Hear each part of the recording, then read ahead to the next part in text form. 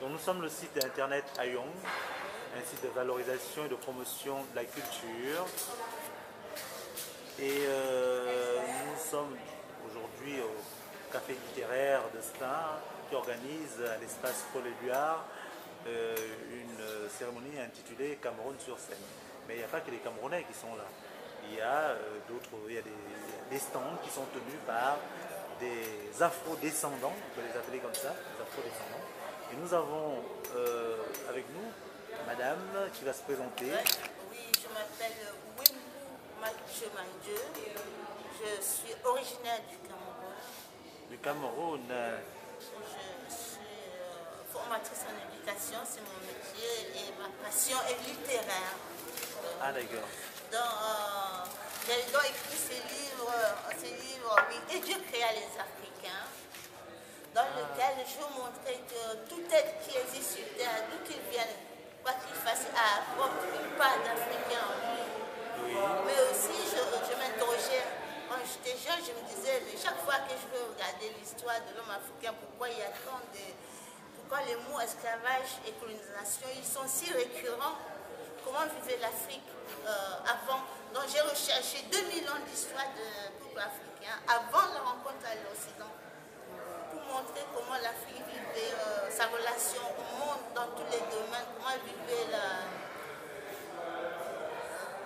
la spiritualité, la culture, l'éducation, la religion, la politique. Vraiment, j'ai touché tous les domaines jusqu'à sa philosophie et sa poésie. Et ça justement, c'est la quatrième couverture. Ce livre a reproduit la parole d'un éducateur, un initiateur qui veut passer une classe d'initiation à l'homme. Je peux vous la lire. Oui, allez-y. Voilà. Voilà. Si une grande majorité d'humains ne savent pas dire autre chose que le mien, mon moi, c'est parce qu'ils sont aveugles et leur savoir bien limité. Ceux qui savent sont rares, mais ils connaissent les vertus du nous, notre, le nôtre. Chacun doit découvrir son rôle et s'y en tenir. Chacun ne doit pas nécessairement avoir une femme et un mari. Si pour un homme, une femme doit lui apporter le plaisir, que vaut le plaisir? Si c'est pour avoir des enfants, le motif devient noble dès lors qu'on ne les fait pas que par imitation.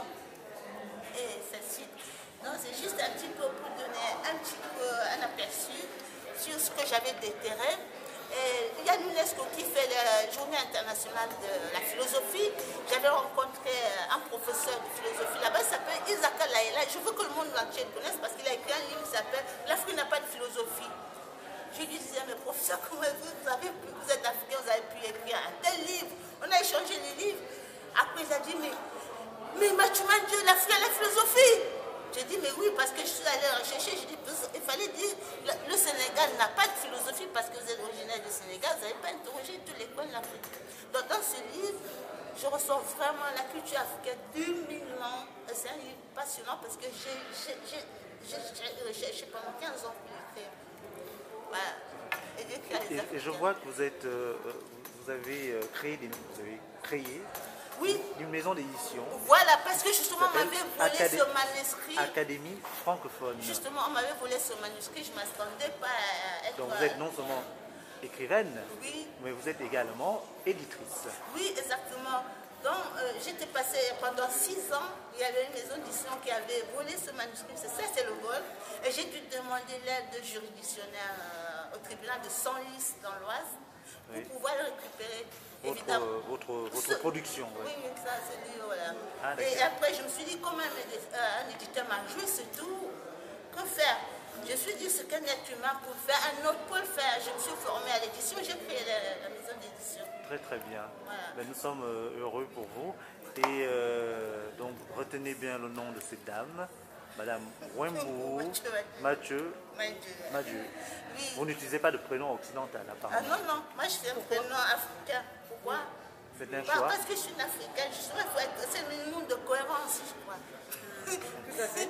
C'est vrai, parce que le nom affirme une identité. Dans la mesure où on prend les noms coloniaux ou les prénoms coloniaux, on affirme au quotidien que nous sommes tous colonisés, ce qui est vrai d'ailleurs.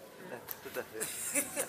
Vous avez déjà écrit combien de livres exactement? J'ai écrit déjà 6 livres. 6 livres? Oui. Votre premier livre est sorti en quelle année? Moi, mon premier livre, il y a une jeune fille en 1996. 1996. Les traces du temps. J'ai été publié chez un éditeur, à compte d'éditeur. Votre maison d'édition, vous l'avez créée en quelle année? En 2001. En 2001. Ouais. Donc c'est une jeune maison d'édition. Oui, oui. Et puis voilà, on a fait aussi une anthologie poétique multiculturelle avec les membres de l'association. Voilà, mais comme ils sont rejoint l'association sur le thème du partage de la langue française. Oui. Donc il y a de tout. C'est pourquoi justement, quand vous avez commencé le préambule, j'ai beaucoup aimé. J'ai repris l'invitation et j'ai fait beaucoup d'invitations et j'ai retranscrit. Et j'ai dit rencontre africaine pour mobiliser les gens. Le dit camerounaise qui est resté. Oui, tout à fait. Et les amis sont venus. Et qui sont pas camerounais. Mais comme ça traînait, ils sont partis, je suis parti les accompagner. Voilà. Merci madame. Une dernière question. Oui, donc je suis obnubilée par les cheveux. Alors vous n'utilisez pas de prénom sur vos livres. Là, je vois que vous portez vos cheveux bien crépus. Alors je vais savoir si c'était par revendication. Pourquoi est-ce que vous les portez Je pense que je suis quelqu'un qui pense beaucoup. Vraiment, je pense que quelque part, j'écris ça un petit peu dans ma biographie. La pensée a gâché ma vie. Donc, à travers cette pensée, je vois un petit peu comme l'ordre du monde. L'ordre du monde, c'est vraiment une cohérence. Il faut être cohérent avec soi-même. C'est tout. C'est pour être en harmonie avec moi. Donc vous revendiquez votre identité, votre fierté. Ce n'est pas revendiquer, mon identité naturelle. Elle est là. Voilà. Dans la mesure où vous l'exprimez. Vous ne la revendiquez pas, vous l'exprimez. C'est-à-dire, quand vous arrivez dans une culture que vous ne connaissez pas, vous êtes un petit peu dépaysé. Vous dites, mais comment ça se passe? Peu à peu, vous vous habituez. Vous vous habituez pour pouvoir vous intégrer à un certain niveau. Ça s'appelle de l'acculturation positive. Mais une fois que vous commencez à imiter ces gens, vous êtes dans l'acculturation négative puisque vous étouffez votre propre identité. Moi, je pense que, voilà. Et c'est pour ça que vous arborez très fièrement vos cheveux. Votre afro. Je ne crois pas que Dieu a mal fait en créant mes cheveux. Je ne vois pas pourquoi je vais les cacher. Vous avez raison. Tu nous as créé quelque chose, vous acceptez, c'est tout. Je vous remercie, madame Wembou. Moi également. Je vous souhaite bonne continuation pour votre maison d'édition. On rappelle le nom, Académie francophone. Et oui, je vous invite, s'il vous plaît, à me confier vos textes à publier. D'accord. J'ai fait mieux, j'ai mutualisé l'édition. Je suis la première à avoir inventé le système, c'est-à-dire mutualiser l'édition. Donc il y a une association à la base, quelqu'un qui vient proposer son texte à publier commence par être membre de l'Académie francophone. Et une fois, à la base, il y a le comité de lecture qui est composé d'enseignants retraités.